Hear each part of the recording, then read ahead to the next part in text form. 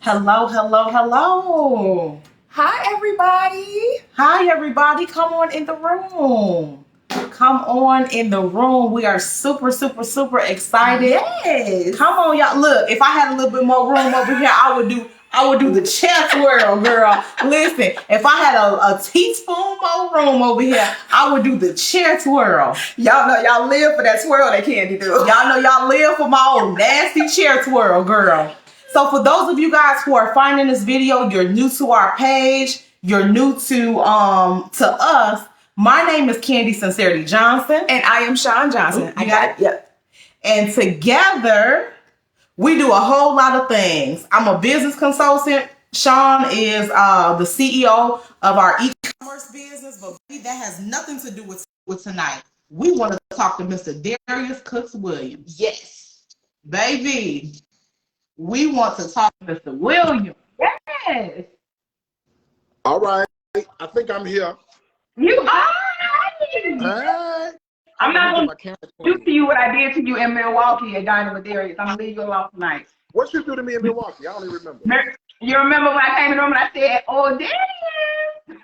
Do you remember I told you that you were going to be prepared to be sick of me? Oh, was that Milwaukee or was that? I thought I met you in Chicago. That was Milwaukee. Chicago was sold out, honey. Chicago had that on lock. Oh, She's from Chicago. oh yeah. You know how they go. Mm-hmm. Y'all ready? Hi. What we talking about? What we doing? We want to pick your brain. We have so many business questions for you. Yes. Okay, business questions. All Yes. right. It's like being in a smorgasbord with a genius. Yes. So listen, a lot of these people follow you because of your cooking. Yeah. I don't boil water. I don't boil water. I heard you say that earlier. I heard you say that. Yeah. I don't boil water. I have never even turned on the stove, and I'll be 40 in March. But what I do is I build businesses, and I can spot a genius from a mile away. Oh, well, wow, thank you. You are welcome. I appreciate that. I'm so let me tell you, I'm in Los Angeles right now. And normally I would be taking my edibles, but I said, you know what, Darius, let me just wait until afterwards. Because if I take my edibles right now, it's no telling where this phone call is going to end up. Well, maybe you should. Right, maybe you should. Maybe you should. You don't want me to do that? We might really get the answers to the questions then. I'll give you the answers. You can ask whatever you want to. I told you, nothing is off limits. So Wow. you can ask what you want to ask, and I'm going to give it to you straight. Okay. Yeah, as straight as I can. Okay. You want to start? Yeah. So, of course, you have to do the introductory question, okay? So this one is, who are you, what's your story, and how did you get started? You know, you always have to do the introductory just in case there might be somebody that's been hiding under a rock and they don't know who you are. Am I? Okay, so I am Darius. I go by Darius Cooks. My real name is Darius Williams. People, they think my last name is Cooks, and it's not, but it's fine. I am a social media influencer in the food media space. Mm-hmm. And I am just super adamant about monetizing every piece of my brand and creating an ecosystem where people can come in and feel super comfortable and vibe with us for as long as they want to vibe. If that's a day, it's a day. If it's a decade, it's a decade. Okay. I love it. I like that. So one of the things that I know that you're known for building community. Mm. But the question that I have is, and this is the conversation that I have with a lot of entrepreneurs. They say, well, it's easy for somebody like Darius or somebody, like anybody who has a huge following because they got started years ago. And so what would you say to the person, like if you had to start all over from 0 followers, you had never posted anything, and you had to build it today, what would you say to that person as to how you know you can get back to where you are? This same thing I've always done, right? Mm-hmm. And interesting is I did this to begin, and I still do it even to this day. So the reason this community component is so successful is because of two things. You got to do two things. One, you got to solve problems. Two, Mm-hmm. you got to add value to people's lives. If you are not solving problems and you are not adding value to people's lives, there will be no community whatsoever, right? So I know that the fabric that lies beneath a lot of the live streams that we do is this sense of belonging and this sense of camaraderie and this sense of family that we have, where we feel super connected to each other, even though we've never met. That's not intentional. That is intentional. That's not by mistake. That's not by happenstance. That sort of is an intentional thing that I've always done with a level of transparency. Now, I will say this. It's very difficult for a person to be in that particular leadership position if they're not healed. If they because in order for you to be at a point where your character matches your integrity and it reaches people through social media, you can't be holding on to too many skeletons in your closet. It's not going to work out. And people start to see straight through you. So before you even talk about money, product, service, you got to talk about, what lies on the inside and how you plan on making sure people fully understand not just who you are, but what it is you have to offer and how it is you can assist them. I love it. Wow. So it sounds like the skillet and the cookbook and everything like that is the byproduct. It sounds. No, you're absolutely right. It definitely is the byproduct, right? So, and a lot of that came by happenstance. Like if you look at the trajectory of my brand building, I didn't start with skillets and knives and cutting boards. Them shits just popped up not too long ago, right? Oh, I know. I've been watching. Yeah, so for me, it was all about cookbooks. And again, as you become super sensitive and as you become tied into the community that you're building, and this is the piece where I talk about adding value. As you start to get tied into that, you start to go, okay, what else can I offer that is congruent to what we've been doing that allows me to scale and allows me to grow, right? And that's where a lot of that stuff came from. So before you even talk about, product or service or byproduct, right? Because that's exactly what all this stuff is. I think you got to start with, ground one foundation stuff. So if I were to start all over again, I would do the same thing I've always done. One, figure out how to solve problems for people. Become a subject matter expert in something. Why else following you if you dumb as a box of rocks, right? There has to be something that you're good at that makes me go, oh, now that's interesting. That's a resource, right? And then when you might teach me something that I may have never known, or you might give it to me in a particular perspective that I never knew even existed. And then I do that action, or I do it, and I go, well, damn, look at what I was able to do, right? So people, do a real life example. People have a hard time making a pot of white rice. Okay? The people out here cannot make the white rice, okay? I said, becoming sensitive to what my community needs, let me solve a problem, okay? Let me give you a foolproof way to make rice, okay? 1 part rice, 2 parts liquid. Don't matter what your part is. It can be a cup, a bowl, a shower cap. I don't care, okay? You toast the rice. Once the rice is toasted in oil, you add the liquid till the liquid cooks out. You cut the heat off, put a lid on, wait 10 minutes, it's done. I simplified the, now do it, and they go, I did it. And it came out good. And now I feel empowered to do it again. What else you got for me? Let's go. Right. That is a fact, Darius. When I tell you that people be trying to beat down my door because of my macaroni, that is your recipe, okay? Claim it as yours. Girl, take it. Yours, okay? They say I steal recipes anyway, so honey, if I steal them, let me give it to you. Go ahead, knock yourself out. Right. And going back to what you said, helping people feel empowered, you were the one that helped me make dressing for the first time this year. So it's a fact. When you do it, you go, oh my gosh. You feel so, when people eat the food that you make, right? And they go, great, amazing. Where you get this recipe from? You feel good. You feel so that's how you add to your life. And I mean, not for nothing, it's a euphoric feeling, and we want to feel that over and over again. So you come back to that same space where it happened. And even the return to the same space, a lot of times is subconscious. It's not even a conscious decision, right? It's not that you have a conversation and you go, well, this is the reason why you're here. Honey, I did this, that. But the return is subconscious. It's like when we go to Target versus, I'm a Target guy. So we go to Target versus Walmart. They both sell literally the exact same thing with the exception of, but the experiences are completely different. And that also shows, even though Target is a lot more because it's based on the style and the experience, Walmart is a lot less because they're only concerned about low prices. What happens is that you go where you feel comfortable. You go to the place that speaks to your core value system and that speaks to your heart.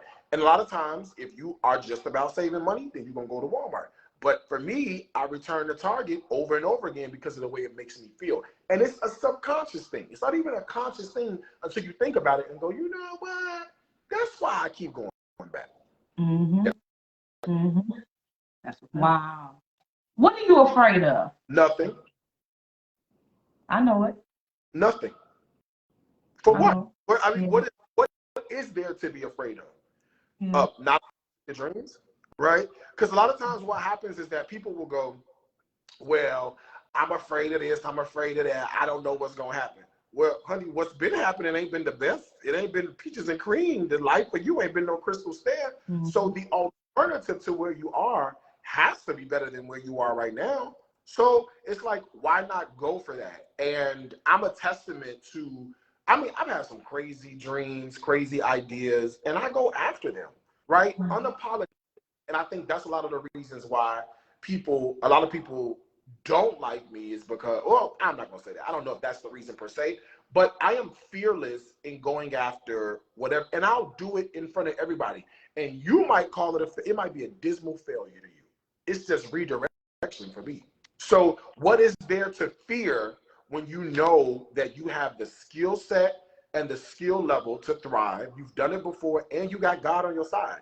Why are you afraid? Do you think Just say this, if I could be honest with you, fear and abundance cannot coexist in the same space. Wow. Yeah. That's a fact. So as everybody else is transitioning into 2023 with concern, fear, anxiety with the economy, are you shifting anything or moving different at all? Or are you sticking to? I think it's very simple. You look out in the atmosphere, right? You look out in the world, and this is something that we don't do. A lot of times we'll just, we'll just go with the flow. No, you have to look and say, okay, here's what's happening in the world. Here's what's happening that could affect me. What can I do to position myself to be in a place where nothing can touch me? Nothing can affect me. What does that look like? And actually stop. Don't make any more moves until you have clearly defined what that is. Because if you don't take the time and energy and effort to do that, and you go into the new environment, you go into the new year, you're going to be thrown completely off your square. And nobody, I'm a Capricorn, nobody wants to go back to a space over and over again that causes them pain, right? So what's going to cause me the most pain? What's going to cause me the most hurt? And how do I position myself so that those things cannot affect me? That's how I operate and move in life. And not for nothing, I do that in business and I do it in personal relationships as well. Is it the healthiest thing to do in a personal relationship? No, right? But the alternative, there are some alternatives that's worse than that. So, hey, it is what it is. Yeah. Because speaking of personal relationships, I gotta ask. You said nothing's off limits, so if you don't answer, I respect it. I watch you because I've been watching you for years, and for a long time I didn't comment. Now every time I get on Instagram, hey y'all, hey Dion, hey, whatever. But I saw you do something this summer that I had never seen you do before, and I saw you fall in love and document the process on camera. Yeah. And then I saw you make a decision. Yeah. We all make these decisions. Yeah. And I saw you quickly be okay with that process. What led you to make that decision? And do you ever get as a single man, do you ever get lonely?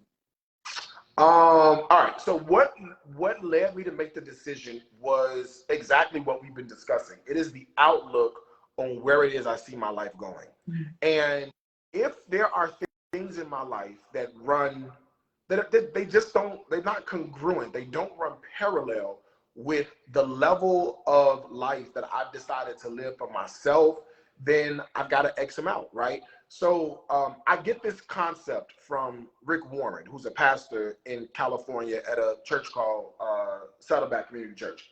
And he wrote a book called Purpose-Driven Life, right? And in Purpose-Driven Life, this principle that he preaches over and over again is that when you live your life with a specific goal in mind, in a specific direction, it simplifies your life. Because that means that everything that comes into your life that does not run parallel, it runs perpendicular to what you've already defined in terms of where your life is headed, you say, no, this is not welcome in my life. This is not a disrespectful thing. This is not something that you're trying to do to upset other people. You're putting yourself first, and we know putting yourself first is not a selfish act. It's actually selfless, because if I don't put myself first, I can't be of any good to anybody else.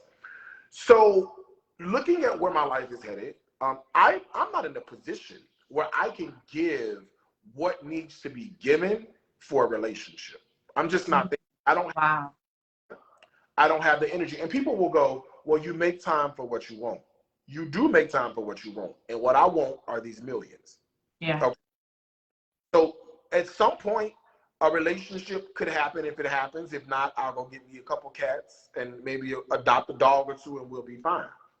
But as a gay man, do I also get lonely? No. I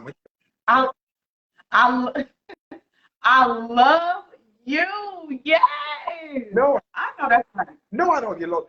But to be honest with you, half the time, I don't want to be looking up no Negro space to begin with. You know, by the time we go home, all right? I don't want to make no sandwich. I want you to go to your house. I'm going to stay at my house, and that's going to be that.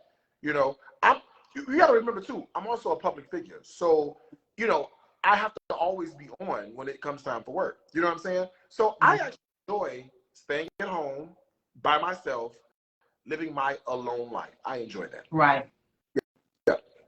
Can I interject real fast? Yeah. So Darius, you seem very, very self-aware. Yes. And that is very difficult for a lot of people, myself included. Yeah. That was a journey for me that I'm still on. Yeah. Really? Have you always been very self-aware, or was it a journey for you as well? What did that look like? Because sometimes that self-awareness piece can inhibit you when it comes to personal business, etc.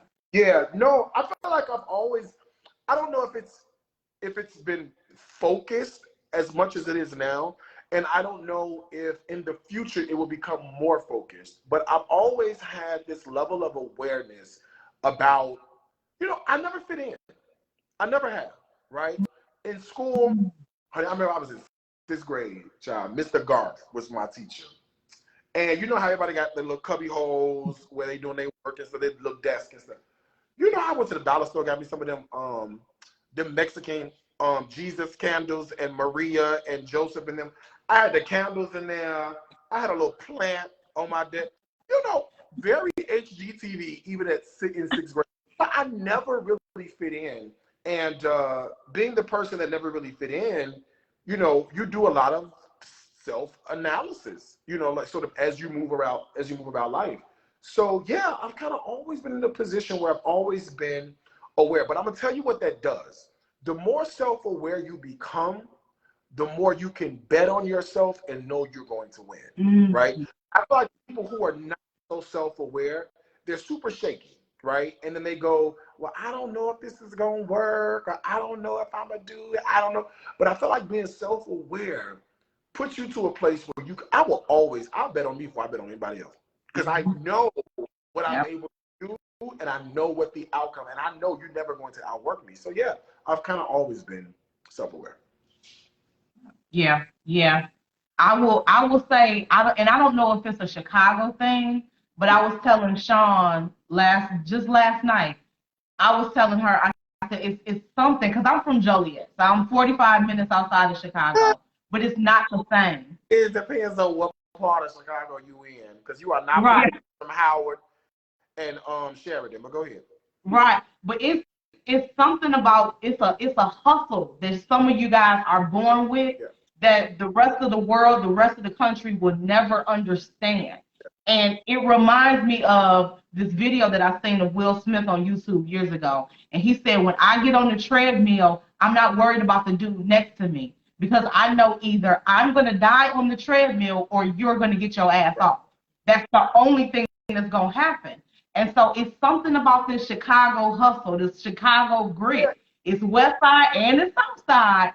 And it's just one of them things where I can't describe it, but I don't know. No, I'm with you. It could be a Chicago thing, but I feel like even for me, it is, becoming self-aware, even at an early age. You're also aware of your environment, right? You're aware of what's going on around you. And, not for nothing, people call Capricorns quiet. We're just sort of sizing up the room, seeing what's going on.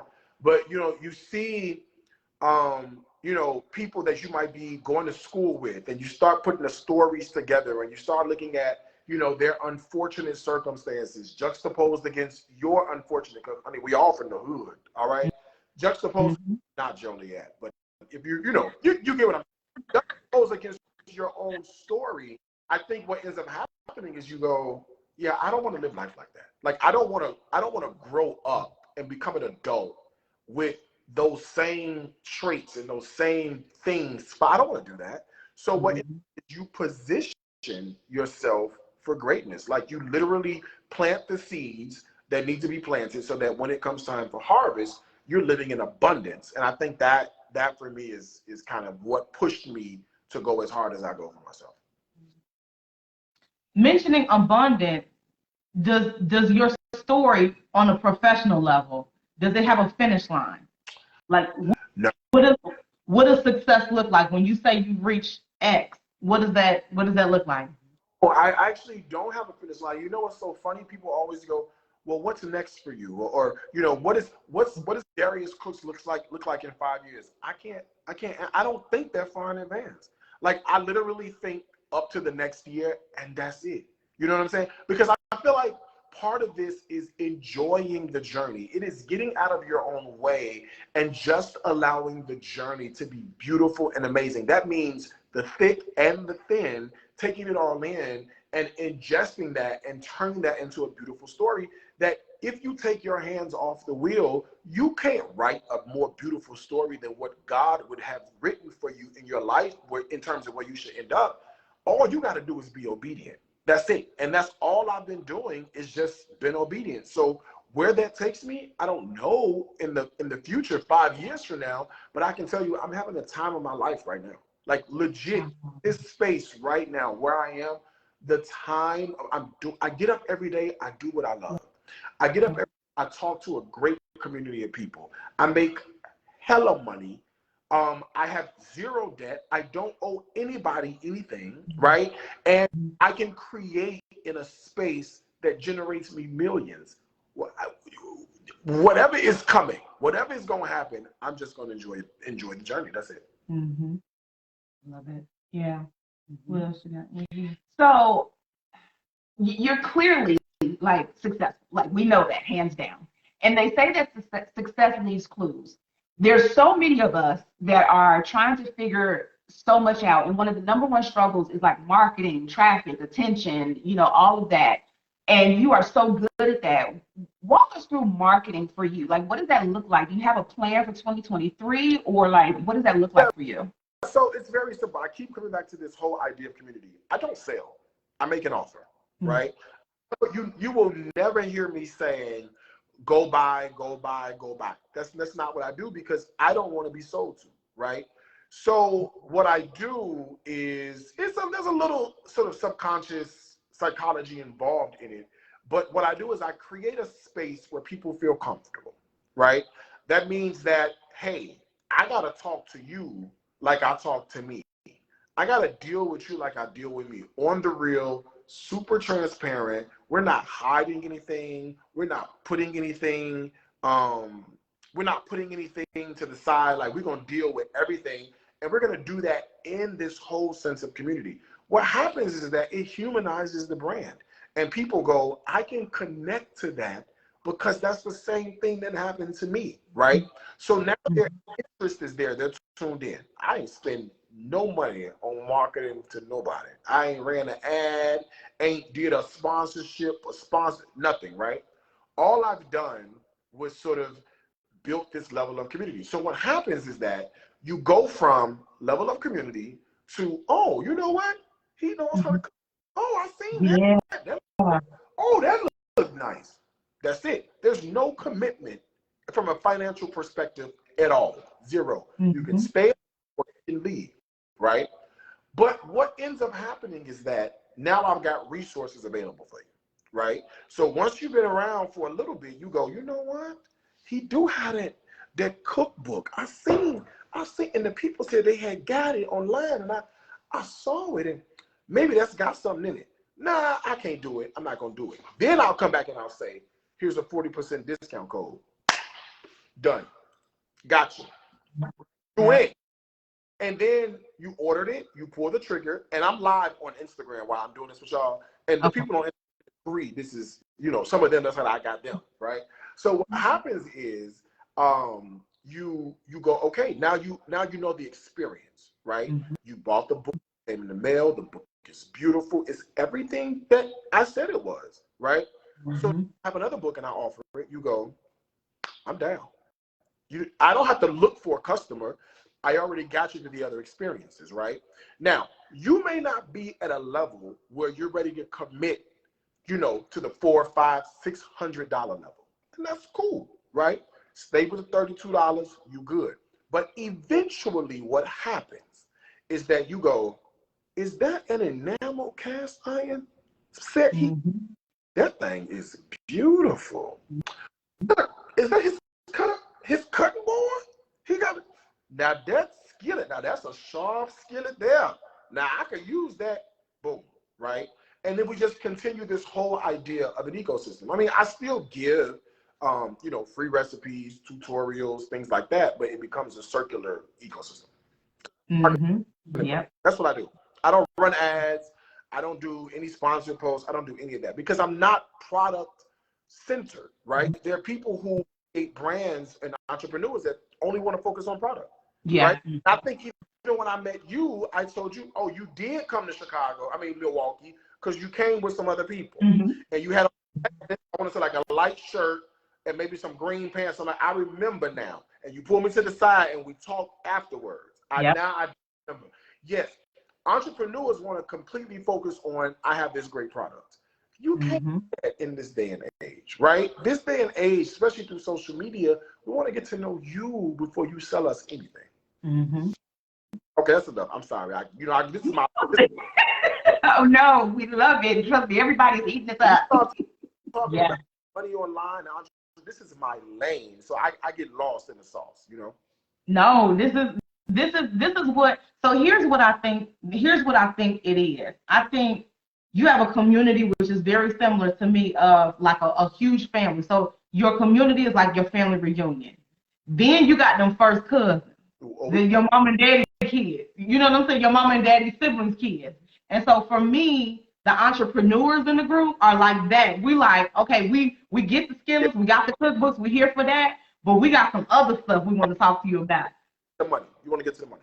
Yeah. Well, the community piece too, because like I said, Sean has the e-commerce side, and then I do business coaching. And every single entrepreneur that I sit down with, when we get to the nuts and bolts of everything, every single one, the core issue is traffic, is marketing. It's I don't have enough customers.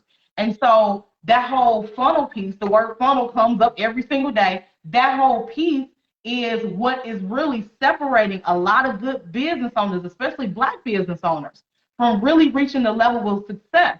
I have people who come to me who have excellent products. They have been doing it for years. They have outstanding services or whatever, but that's one piece that that's a code that they haven't been able to crack. Yeah. And so, well, you also got to be careful, but you don't want to put the cart before the horse, right? So yeah. you create a product and then you have nobody to sell it to. Right? When the thing, we all know people who have a brand or a community and they're making $0, right? I use this person as an example every single time. I don't know if you guys know, not Carlton Banks. His real name is Carlton Humes. He's on Instagram. Well, he was on Instagram. His page got taken, but he's rebuilding. He does all the funny church skits. Amazing what he does. With as many followers and as viral as his content goes, why is he not a multimillionaire? Why is he still living in an apartment in Texas instead of on some estate? He has way too many followers, right? Not to be making and generating the level of money in which he should. Part of the reason that is because he has a brand, but he doesn't have a product. And all he had to do or has to do is develop a product. He's already got the customer base ready to buy. Okay. So in my business course, I said this: if he just sold, and I don't know the math, but somebody do 40,000 times $49, what'd that come up to? 1.9 million. All he got to do is spend $75,000 creating some sort of comedy special, comedy skit, have it sold on his site where people can go buy it. He could easily reach 40,000 people. Even 20,000 people, that's still $1 million, right? So it's like, by putting the cart before the horse, what ends up happening is you're losing out on damn near $2 million. So I get that the idea comes up in terms of funnel, what should I do? But what happens is that people want to focus on product, they want to focus on service, and all that's great. But how do you even know your community want what you got to offer if you ain't got no community to even ask? Okay. What's up? That's it. That went over somebody's head. I know, right? Yeah. Speaking of community and product and all of that, you used to do a master class. Yeah. You used to do a master class. So earlier today, you put a post up on the page. You said, "Hey, I got 4 hours. Ask me anything." And what was that? I took it down. Why? Why? Girl, after a while, you know how your cousins do. Quit playing with me. After a while, they started asking ridiculous questions just so they could get a response out of me. Yeah. The plane Wi-Fi somewhere over Colorado, over Denver somewhere, the plane Wi-Fi kept going in and out. By the time we passed the Grand Canyon, it was back on and it went back. I said, let me delete this. I'm done with this. Let me keep on moving. No, because there was a lady who asked. She said, "Look, Darius, you used to do master classes. Are you considering doing it again?" You was like, you said, "I need to get serious about it again." That's what you said. You said, "I need to get serious about it again." Would you ever, or have you ever considered doing like an intimate, high-ticket, in-person master class? So, a couple things. No, I've never considered it. Because I'm just so, like, right now, I'm so swamped. And I think what I said to her was, at some point, I'll get serious about it, which meant that, like, I'm already committed. Like, we just did 72 down with Darius Cooks, right? I'm in LA for a taste test for tomorrow, Saturday, and Sunday. I go back. I got to go take care of some business. We hit the road again January 2nd. We do, I think I got 340 something down with Darius Cooks next year. Some at 3, some at 7, 2 different teams. I just don't have the bandwidth right now. You know what I mean? Like, I simply don't have. I'm blessed to be in a position I'm in, but I just don't have the bandwidth to offer it. You know, when this is done and the next chapter of my life begins, yeah, maybe we can talk about it. You know what I'm saying? But the great thing about it is that it's in my back pocket and it goes nowhere, right? Absolutely. Always pull it back out and generate a level of income. And guess what I don't have to do? Look for customers. That part. This entire time. So it's in my back pocket. It'll be there. And when I'm ready to pull it out, we'll pull it out. Yeah, that's what's up. Well, definitely send me the link because I'll be there. Okay. Yeah. You got anything else? Kind of off the wall. So I was a philosophy major. Don't judge me. If you could go back and talk to your 21-year-old self, what would you tell yourself? Like, what kind of nuggets would you give yourself to be like, okay, listen here. Okay, let me help you through this thing called life. Don't take yourself so seriously and go to bed. Why go to bed? Because listen, honey, stand up and worry about them problems. Stand up and worry about what's going to happen. That's true. Going to be there when you wake up. The Lord, that's his responsibility. My job is to trust. His responsibility is to do everything else. You see what I'm saying?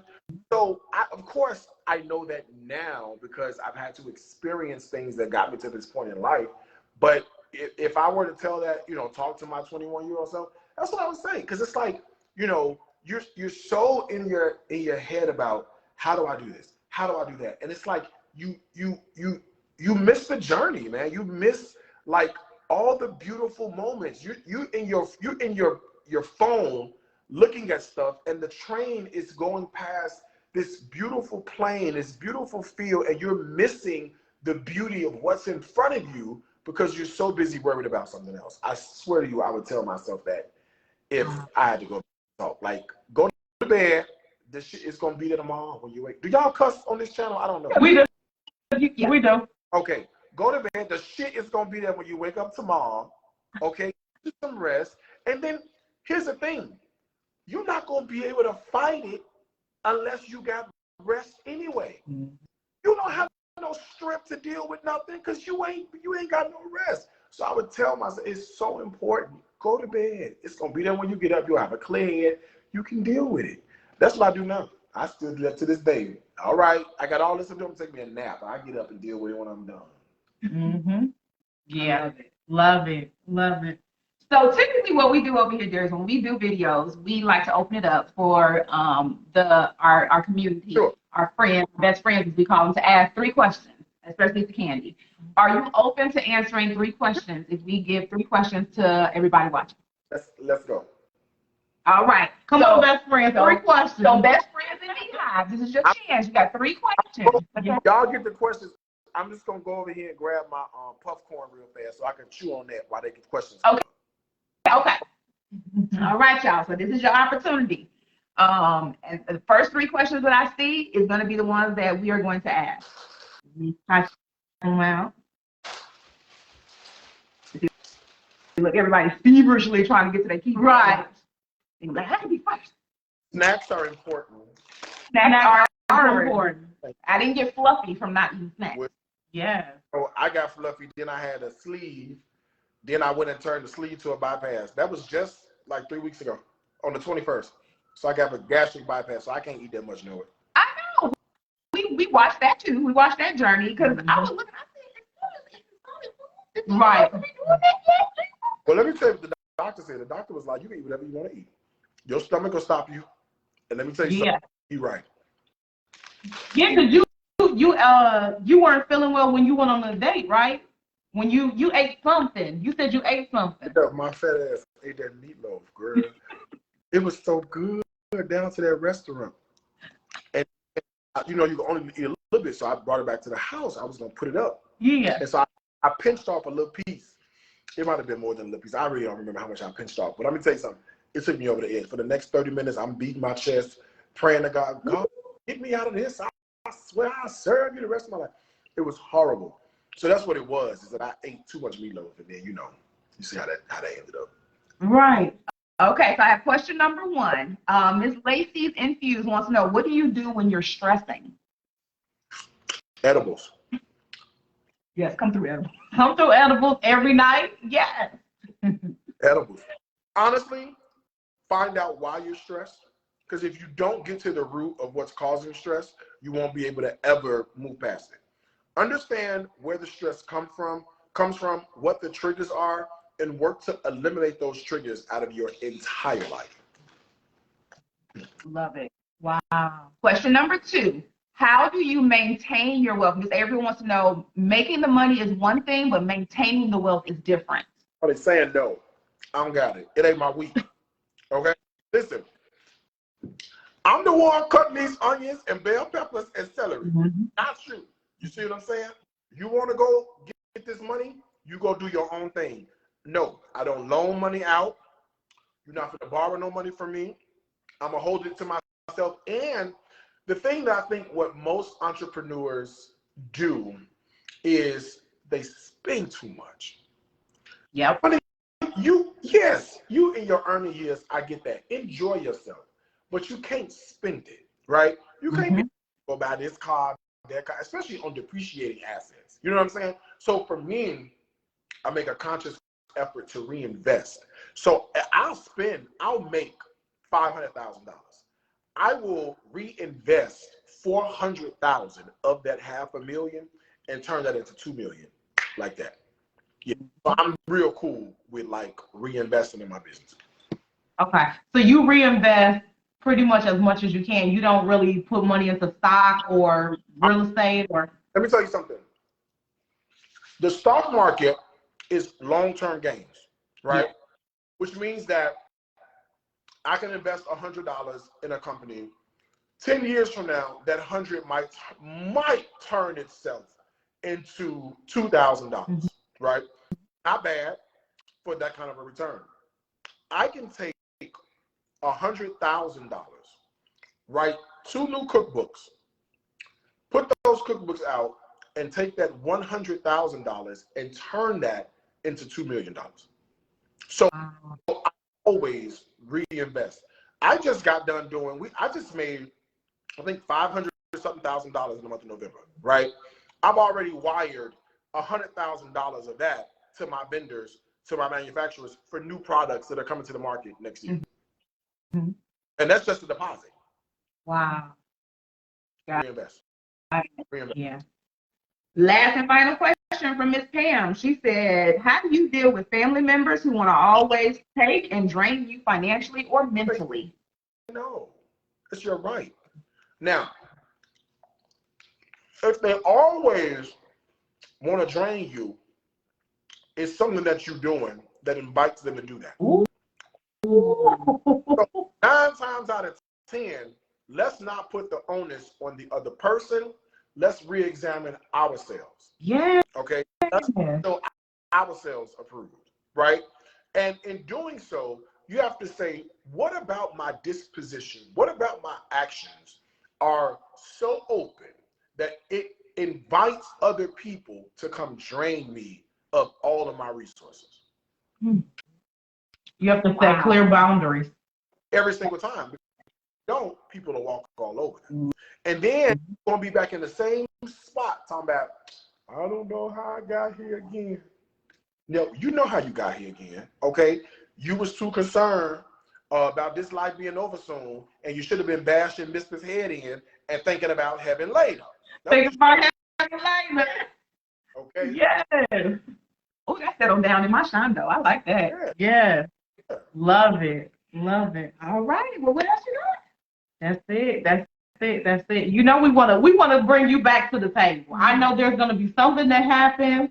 Listen, I love this. You know, considering all of the drama and all the mess that's been going on, and all the, you know, mainstream people who've been reaching out to me to have conversations, I'm not interested, right? People who want to grow their brand, people who, like, I don't want to be in a place where I'm just sort of tolerated, right? I want to be in a space where I am actually celebrated, and there are people who go, oh no, this is value, you have something to offer. So that's one of the reasons I agreed to do the interview, because I'm like, these people are growing. They look at me as a valuable source of information, and I want to be able to match that and meet that. So if you, whenever you want to have me back, I'm more than happy to come back and we can have more conversation, because I'm sure not going over to some of other people's stuff. I can't say on your stuff. I don't want y'all to get in trouble, but join me on Instagram for all the tea. No, we be over there. Oh, when you be talking about Michelina putting the Michelin putting the shirt on the car and everything. Yeah. Ain't that a mess? We're not gonna get started, y'all. I'm just saying, that a mess. I think now where Michelin husband at? And that thing had the nerve. I took her to court for a restraining order, and I lost on a technicality. Then that thing wanted to sue me for $24,000 in lawyer's fees, and the judge on the paperwork, I say it must be some homosexual down there writing this stuff up, because the way they wrote this verdict up is very, very colorful. It says, respondent's actions by her own admission seem odd and are of concern to the court. Maybe they call it. Understand me? It's the ring for me. Right. Yes, but yeah, you know, it's a mess. It's over with. It is what it is. Love it. Love it. Well, we are so honored and so grateful that you took the time, because we know you are uberly busy. So we appreciate you. We appreciate your time. And just thank you for everything. Yeah, this was life-changing. I don't think you realize you opened doors for us that a lot of people who's just looking at this as an interview don't realize. You have given us what's called social proof to now go to other influencers and say, hey, let's have a conversation. And for the person who's like, oh, y'all only got like 20,000 people, you set the stage for us to now be able to have other conversations. You know what? When I was coming up, and I feel like I'm still coming up, I ain't really arrived nowhere. There was nobody that reached back and grabbed my hand and pulled me up. Zero. There's no person that did that. So now that I'm in a space where, you know, my little sphere of influence has some sort of, you know, astounding recognition, I would be an idiot. I would be a complete fool not to honor a sincere request for help. Because let me tell you something, there's going to be a time when I'm going to need some help. And you want that same energy of giving and receiving to happen to you. So you got to give it out to other people. So this, to me, I feel honored to be able to be in this position, because I know you have entrepreneurs who are listening who are like, wow, and he funny, and he not that serious, and he's still, you know, pulling millions. Yes, it's possible to have it all, but there's a starting space and a starting point that a lot of us, we miss it. There's a step, and that's why they're called steps, so that you don't miss them, but sometimes we do. Perfect. All right. Well, thank you very much. We will definitely reach back out soon. All right. Y'all enjoy the rest of y'all night. I'm finna go take my edibles and enjoy my Huh? All right. Good night. Take care. Okay. How you get off here?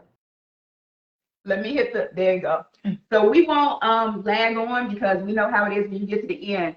I will say thank you guys so much for tuning in. Thank you. And I will let you go ahead. If you're not following the page, hit that like button, hit that follow button. You don't want to miss anything. But thank you very, very much for being a part of the journey. And as we always say, the absolute best is yet to come.